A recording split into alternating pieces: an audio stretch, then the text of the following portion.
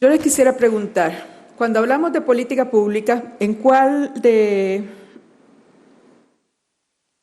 esas cuadritos la ubican? ¿En la agenda, en la formulación, en la implementación, en la evaluación? ¿Dónde se agota la política pública? ¿Alguien que se atreva a dar una respuesta? ¿Ni idea?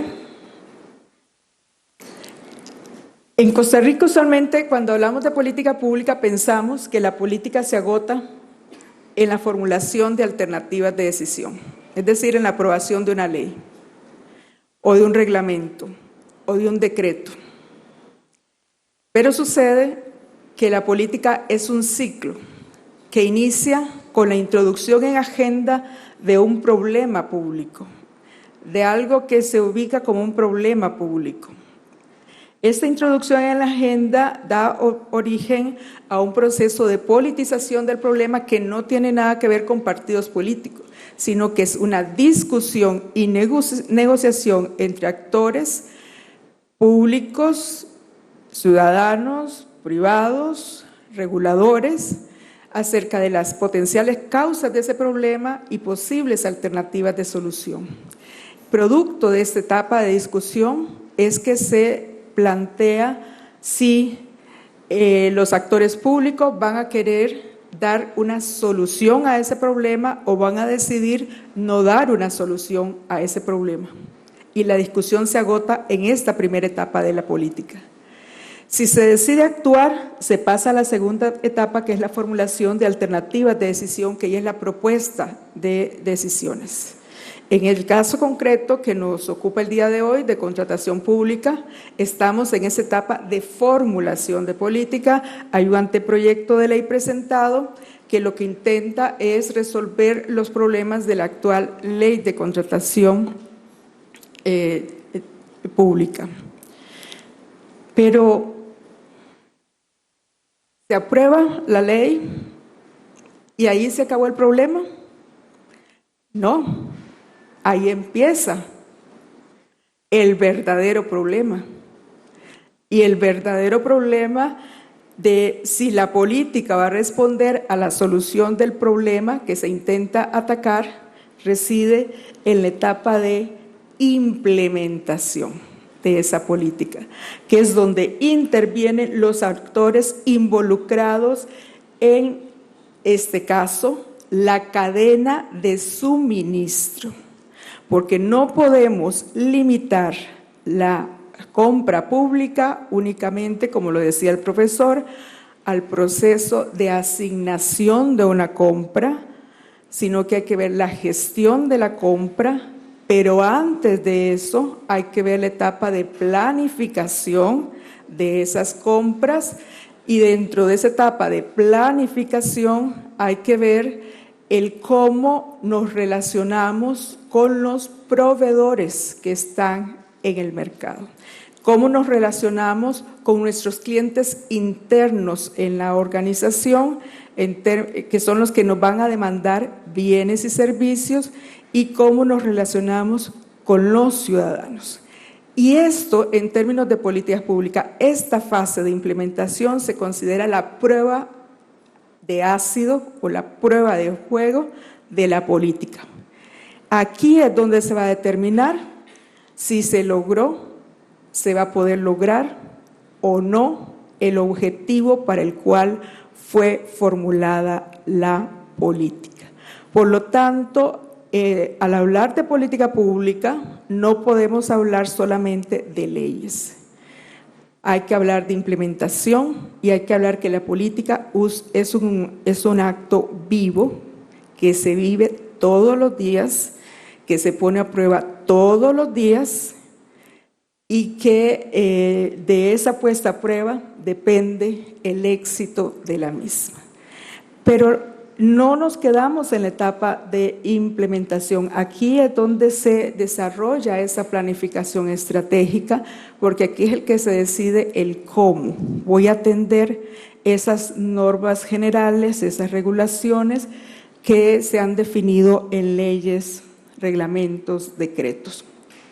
Luego está la etapa de evaluación, que es la que me tiene que decir, a través de definiciones de métricas, que me permiten valorar si estoy logrando los efectos e impactos esperados con la política o no los estoy alcanzando. Si el comportamiento de los actores de implementación se están ajustando a lo que yo esperaba en la formulación de política o si hay que introducir algunos cambios. Y eso se conoce como una evaluación que me permite retroalimentar la misma desarrollo de la política. Y aquí es la importancia de que los resultados de esa evaluación sirvan para la toma de decisiones, que no queden en simples estadísticas, sino que esas estadísticas me ayuden a determinar ese objetivo que pretendo alcanzar por medio de la compra, y como bien nos señalaba el profesor en la mañana, ese objetivo es determinar si estoy brindando los bienes y servicios con las calidades que se esperan y si estoy satisfaciendo las necesidades de los ciudadanos. Y aquí se encuentra un punto de conflicto con los ciudadanos, que lo acabamos de ver con el Ministerio de Salud, cuando incluso por recomendaciones de organismos internacionales se indicaba que para aumentar la eficiencia de las compras en materia de medicamento se pasara a la compra de medicamentos genéricos. ¿Cómo reaccionamos los ciudadanos? No muy bien. Allí se estaría logrando un elemento de eficiencia, pero no de satisfacción ciudadana. Y ahí el ciudadano empieza a decir, entonces, ¿para qué pago una caja del seguro si no me va a brindar el medicamento con las características que yo demando? Sí, es genérico, sí, funciona, pero sucede que su capacidad de solución de mi problema médico, si es genérico, dura más tiempo, y si es de otro tipo, dura menos tiempo. Entonces, de nuevo, al pensar en formulación de política, como nos decía el profesor, hay que pensar no solamente en procedimientos, hay que pensar en qué quiero alcanzar en términos de compras públicas. Dicho esto, y teniendo este contexto de que la política no finaliza con su formulación, sino que es un ciclo que está constantemente en acción por medio de la implementación, evaluación, ajustes, reimplementación, etcétera, pasaríamos a ver entonces uno de los desafíos en la parte de formulación de política. Y aquí me estaría refiriendo precisamente al anteproyecto de ley que está presentado en la Asamblea. En el anteproyecto, en su motivación, se indica que uno de los problemas que se busca resolver en la propuesta de ley es la huida de la Ley de Contratación Administrativa que regula las compras públicas. Mi posición, y por eso el pero, es que ahí se está olvidando que esa huida no es casuística, que esa huida es una consecuencia de los procesos de reforma de la administración pública que se dieron en el marco del PAE 2, del PAE 3, de la agenda paralela del CAFTA, que vino a ser todavía más compleja la clasificación de nuestro sector público, que dicho sea de paso, es uno de los sectores públicos más complejos a nivel internacional.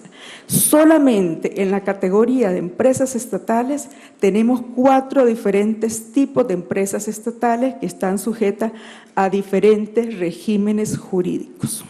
Entonces, ¿qué es lo que por qué algunos actores estatales como el ICE, el INS están reaccionando ante la propuesta? ¿Y por qué ellos hablan de la competencia? Es que mediante esa reforma se generó ese cambio en el aparato estatal que no podemos olvidar, porque la política no funciona en el vacío, funciona dentro de determinadas características de nuestro aparato público. Por ejemplo, producto de esta reforma, el SINAR y Correos de Costa Rica pasaron a ser sociedades anónimas del Estado. Y eso es una base de despublificación, porque yo, en términos legales, si bien el Estado brinda el capital, su operación está regida por unas normas diferentes. El caso del ICE, antes de la reforma ya tenían un régimen jurídico diferente, y más aún la Compañía Nacional de Fuerza y Luz. El INS y el ICE, producto del CAFTA, fueron abiertos a la competencia a nivel de mercado. ¿Cuál es el reto? Encontrar el balance entre la flexibilidad de funcionamiento que requieren estas empresas estatales que funcionan bajo condiciones de competencia con la obligatoria transparencia y rendición de cuenta en sus procesos de compra. Esto así indicado en el informe que acaba de presentar OSD del 2019, en donde participó don Elar, donde estaban analizando el tema de contratación en Costa Rica. ¿Cuál es la propuesta de la misma OECD?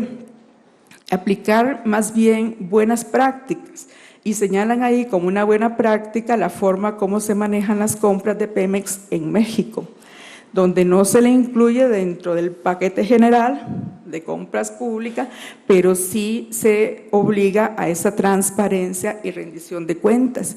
Y aquí el profesor en la mañana nos decía, una de las decisiones a tomar es si incluyo o no incluyo dentro de esta reglamentación de compras públicas a empresas que son poseídas por el Estado, pero que funcionan bajo un régimen jurídico diferente. Responder a esta pregunta, y Yulisa le hacía la consulta, va a depender de cuál es el objetivo que pretendo alcanzar con esta política de compra pública. ¿Es qué? Evitar corrupción, aumentar competencia. ¿Qué cosa?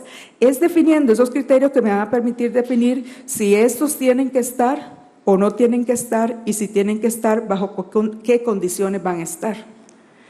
¿Qué es lo que necesito yo controlar? Que realmente promuevan competencia a través de la aplicación de ciertos procesos, que se elimine corrupción, que se elimine o que se mejore eficiencia. ¿Qué cosa? Entonces, esto es un tema que me parece que hay que afinar todavía un poco en ese proyecto de ley que se está analizando. Otro desafío es otro problema que se busca resolver por medio de la política de contratación pública, son elementos ambientales y sociales. Pero me pareció, no sé si todavía necesito verla con más detalle, que en la propuesta hace falta algún puente que una lo que ahí se está planteando con la ley 8262 de fortalecimiento de las pequeñas y medianas empresas, que busca promover el crecimiento y desarrollo de las pymes por medio de su participación en las compras de bienes y servicios públicos, así como la incorporación o cómo se establecerá el puente con la incorporación de regulaciones ambientales mediante el decreto número 39310. En materia de pymes, por ejemplo, la señora ministra de Economía estaba indicando que para darle mayor sostenibilidad a la participación de las pymes en este proceso, van a empezar un proceso de alianza con el INAH y un acompañamiento, porque, por ejemplo, hay cosas de implementación que no se ven. ¿Por qué muchas pymes no participan? Porque el MEG está pidiendo la aplicación de firma digital, pero tienen problemas para aplicar firma digital. Entonces, está la política, pero en los detalles se puede caer. Entonces van a empezar con el INA a ver, a enseñarles cómo negociar, cómo plantear oferta, pero cómo ayudarles no solamente a sacar firma digital, sino cómo utilizar firma digital. Haciendo un paréntesis, incluso dependiendo del banco en donde usted lo adquiera, así es el nivel de información que le dan. Hay bancos donde lo capacitan muy bien cómo utilizarla y hay otros bancos que le dicen, aquí está el aparato, métase en esta página y vea ahí cómo se usa. Y sucede que uno se mete en la página y le sale un video. No hay un manual en sí para que la persona vaya paso a paso viendo. Problema de implementación. En cuanto a la incorporación de regulaciones ambientales, decreto número 39310, que se llama de compras sustentables, sucede que el término compra sustentable es el más complejo en materia ambiental, porque involucra tomar en consideración todo el ciclo de vida del producto, desde la producción hasta la disposición del producto. Y la pregunta es, ¿y cómo lo hacemos?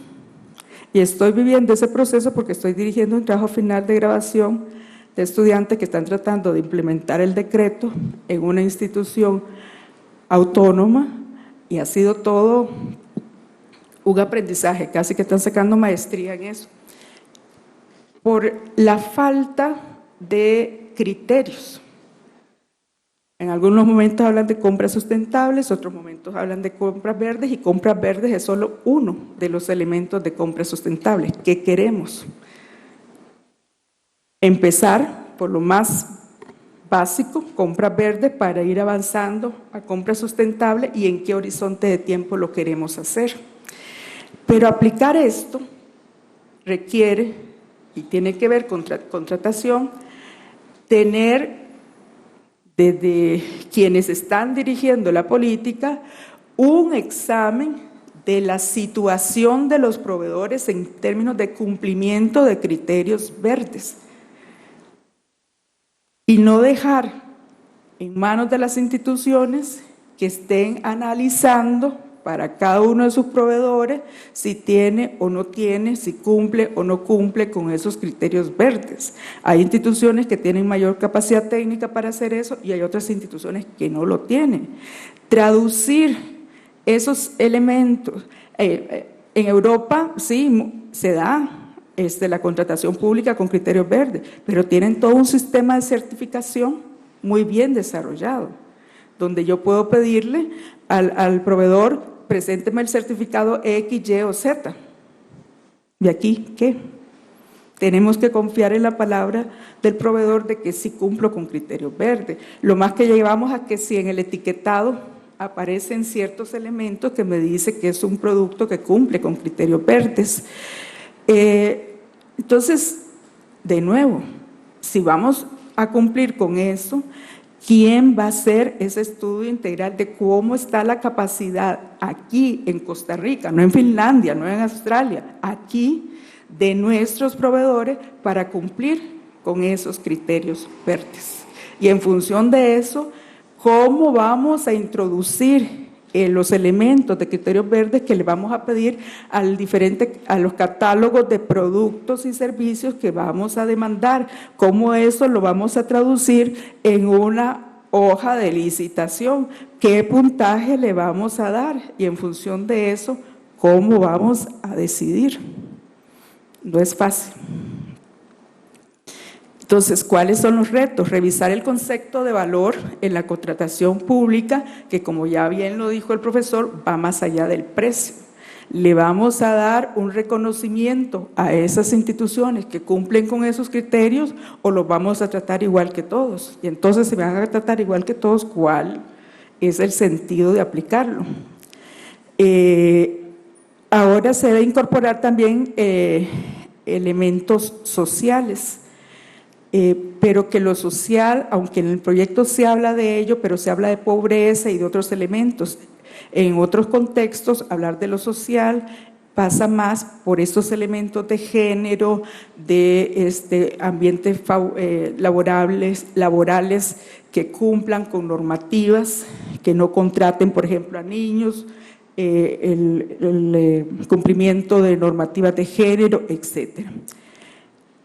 Hay que revisar métricas para que respondan a las nuevas demandas de la política de contratación pública con estos nuevos elementos, que no es solamente eficiencia, competencia, sino también elementos ambientales, elementos sociales.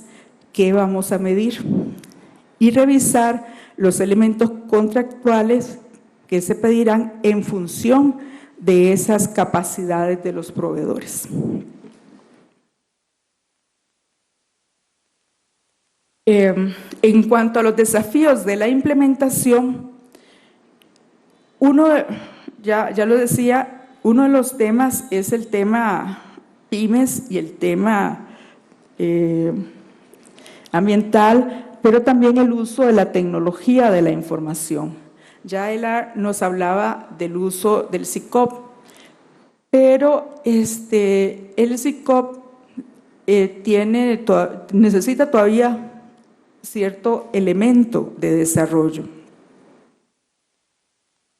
Todavía hay un uso limitado de la plataforma como tal. Sin duda es una buena herramienta, pero que debe estar asociada. Yulisa nos hablaba que ella se sueña con relacionar las estadísticas del SICOP con tributación y con otros elementos, pero también que el ciudadano pueda meterse y entender. Pero también aquí no solamente hay que verlo en términos, y lo decía muy bien el profesor, de estadísticas, de monto de compras, a quién le compro, en términos de bienes y servicios. Otras formas, en términos de transparencia, que hay que utilizar, por ejemplo, en la construcción, en los trabajos de obra pública. Y ahí el MOP está tratando de utilizar, aunque todavía está muy estático, programas georreferenciados, para que yo pueda ir viendo como ciudadano, si usted me dice que están desarrollando el proyecto tal en tal lugar, y me aparece ahí el mapita que están, y yo sucede que paso por ahí y yo no veo que la obra avance, pueda decir, bueno, ¿y qué pasó? Dicen que lo están haciendo, pero aquí en la realidad no veo mayor avance. Entonces, también esa métrica tiene que ver en términos de qué estamos midiendo, si bienes o servicios, si obras públicas o si otro tipo de elementos. En la implementación es necesaria esa coordinación con otras políticas que incluyen otros actores y que obligan a pensar más en términos de la gobernanza de la política. Y cuando hablo de gobernanza, me refiero a relaciones entre actores. Se habla aquí de si un rector o no un rector, o si de una comisión. La verdad es que las buenas prácticas muestran que se está, y nos lo presentaba, por ejemplo, el caso colombiano para otro tema, se está tratando de que sean más bien espacios de coordinación interinstitucional donde los acuerdos queden plasmados en contratos de desempeño, donde cada actor se responsabilice de las acciones que le corresponde cumplir, que no queden solamente en acuerdos sin contenido, sin capacidad de evaluación, sin compromiso presupuestario. También hay que pensar si en otro concepto que es muy importante, que es el tema de ver las compras